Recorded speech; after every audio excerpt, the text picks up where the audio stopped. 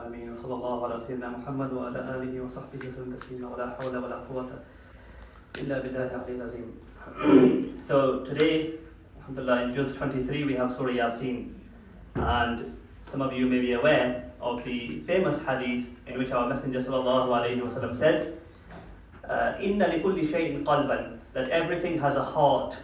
Wa qalbul Qur'an Yasin, and that the heart of the Holy Quran is through Yasin. وَمَنْ قَرَأَ يَاسِينَ كَتَبَ اللَّهُ لَهُ بِقِرَاءَتِهَا قِرَاءَةَ الْقُرْآنِ عَشْرَ مَرَّاتٍ. MashaAllah. That anybody who recites Surah Yasin once, our Messenger sallallahu alaihi wasallam said that Allah subhanahu wa ta'ala will give them the reward of reciting the Quran 10 times.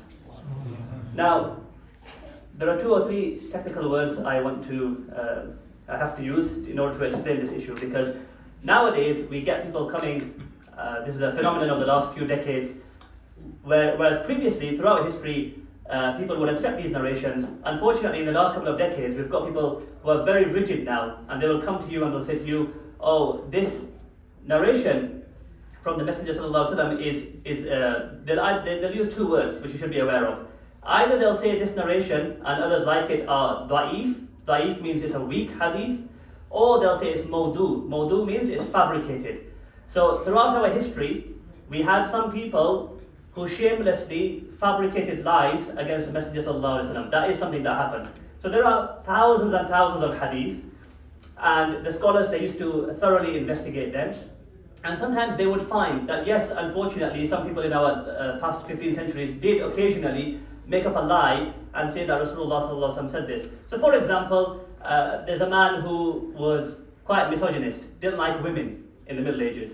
And so he made up a lie and said that Rasulullah sallallahu alaihi wasallam said that a woman who goes out of the house without her husband's permission, when her husband is not pleased with it, then Allah subhanahu wa ta'ala, the angels and everything in creation, sends la'nat upon her, sends a curse upon her until she returns.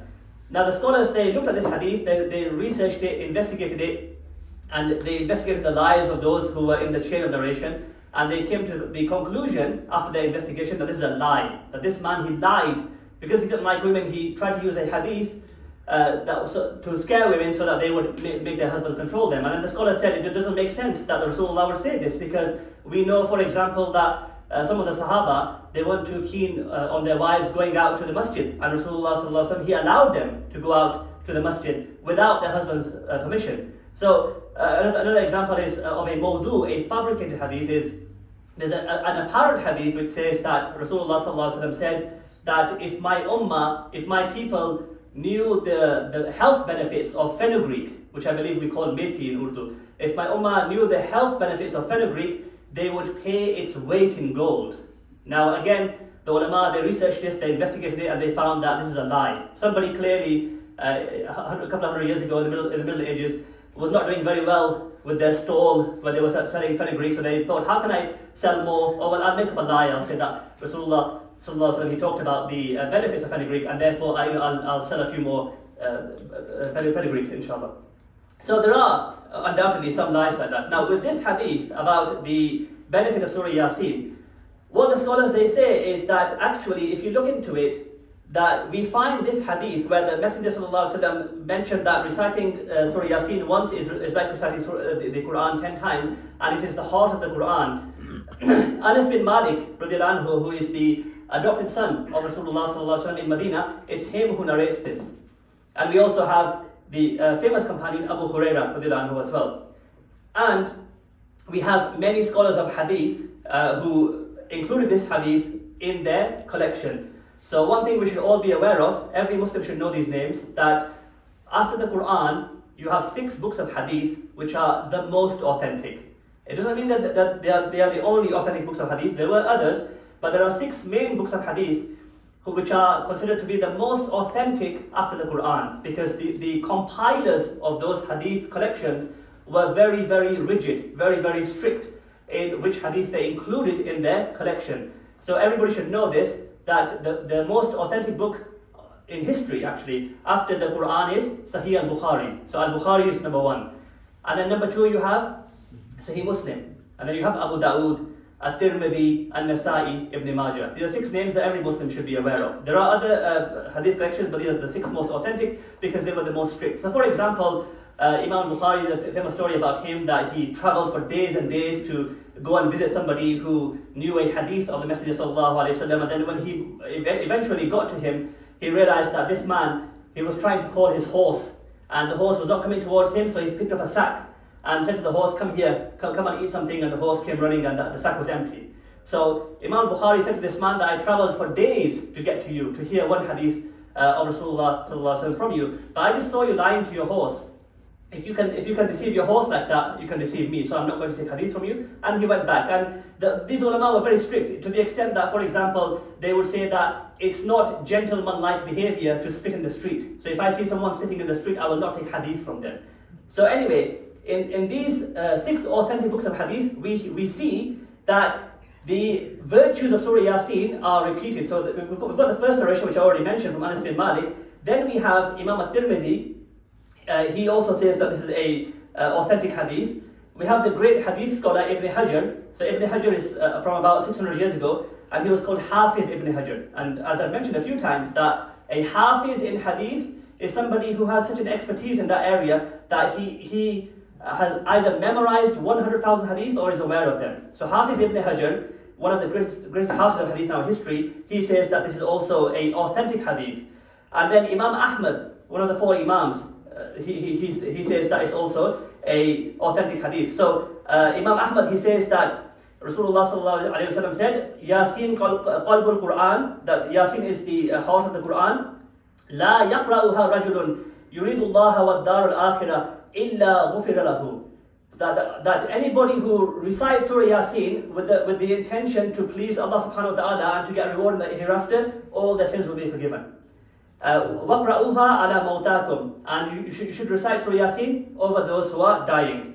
And Imam Abu Dawud, again, is one of the 6 authentic narrators of hadith. He also says in his collection that Rasulullah sallallahu alaihi wasallam said, اقرأوا ياسين على موتاكم, recite Surah Yasin over those people who are dying or who have passed away. Ibn Majah, who is one of the 6 great compilers of hadith, he also says, he narrates that Rasulullah said sallallahu alaihi wasallam, اقرأوها على موتاكم يعني ياسين, recite Surah Yasin over the dying and at the graveyard. So if you have somebody coming to you and they tell you something, now you can judge that person how well you know them. If you know that this one individual who's telling you something, that so and so said something or such and such thing happened, if you know that this person sometimes they lie or they haven't got a very good memory, they tend to get things mixed up, then you can have some doubt about it. But if you have 4 people coming to you on 4 different occasions telling you that such and such happened or so and so said something, you would have to be very rigid not to believe all those 4 different people. So you've got 4 different narrations here, which are in At-Tirmidhi, Abu Dawud, Ibn Majah, and the Musnad of Imam Ahmad. So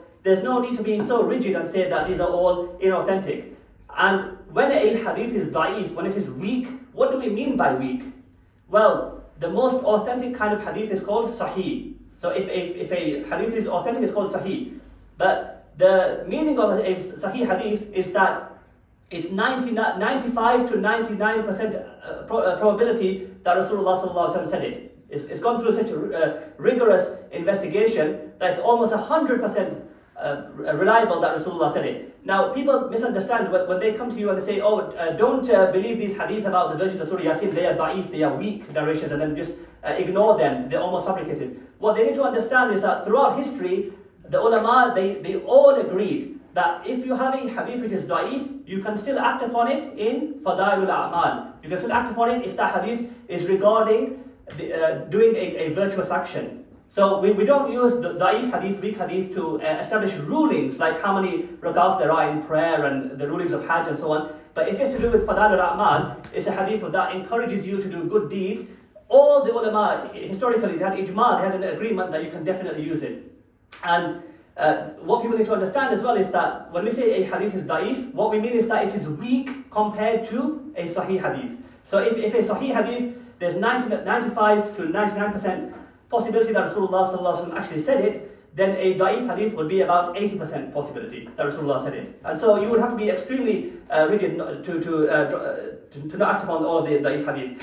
And then we also have some of the Salaf, some of the great ulama of the past who talked about the virtues of Surah Yasin as well. So Imam Hassan al-Basri, one of the greatest tabi'een, he said that anybody who recites Surah Yasin in the mornings, Allah subhanahu wa ta'ala will cause them to be happy. So anybody who's got depression or who's always feeling sad, Hassan al-Basri is telling you to recite Surah Yasin in the morning. So the sayings of the pious scholars, they also add extra weight to these narrations from Rasulullah sallallahu alayhi wasallam. So I just want to finish with a interesting story then about Surah Yasin, and this is with regards to verse number 9. So verse number 9 of Surah Yasin, and I hope through this story that everybody will make a firm intention today, inshallah, to at least memorize the first 9 verses of Surah Yasin. So in these sessions I've mentioned a number of times a tafsir which is by a man called Imam Al-Qurtubi. Qurtuba means Cordoba in Muslim Spain. So Imam Al-Qurtubi, he mentioned something very interesting. He says that Rasulullah sallallahu alayhi wasallam, when a surah was revealed, Tabbat Yada Abi Lahab, that surah was revealed condemning Abu Lahab and his wife to hellfire.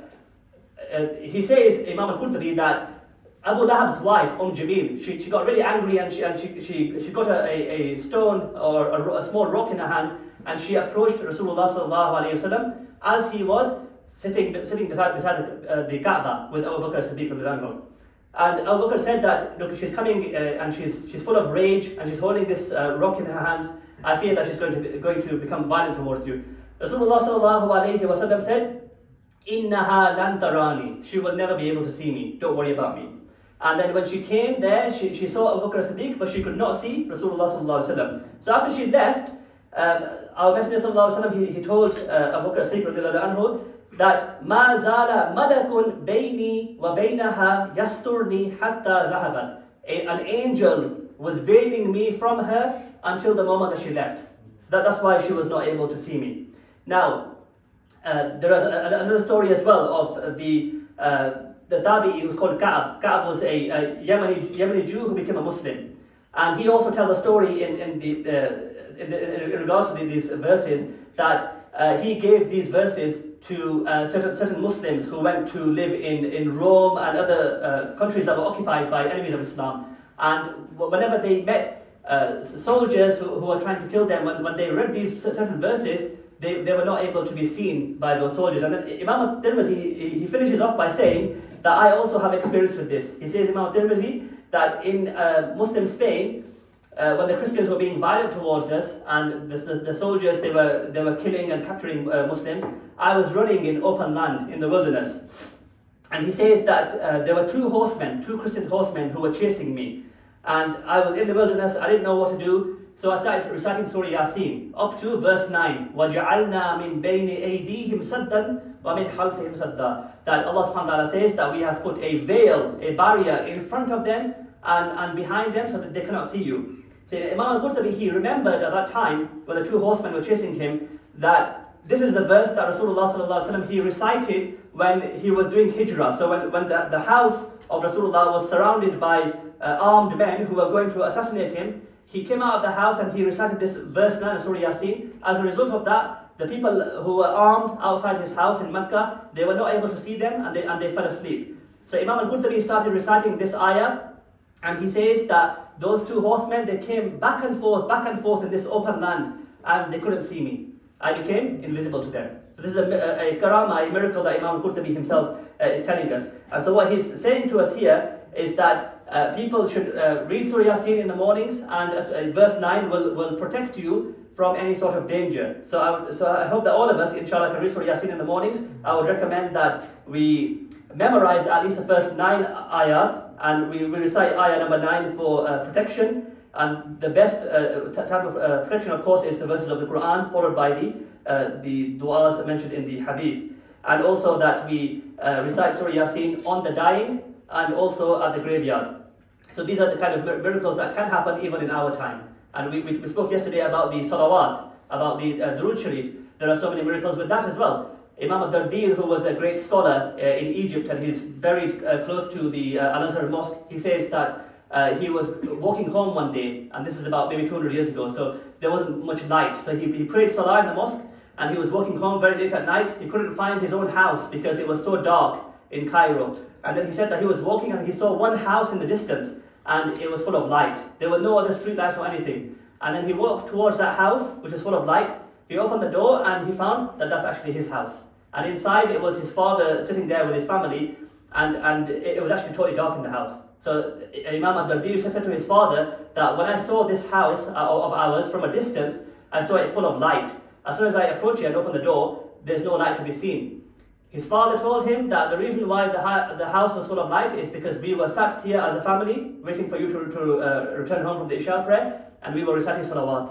We were reciting Durood Sharif. And that's why Allah subhanahu wa ta'ala made our house full of light. So these miracles do happen nowadays in terms of the salawat that we talked about yesterday, and in terms of Surah Yasin. So I pray that Allah subhanahu wa ta'ala helps us to act upon what's been said. Allahumma salli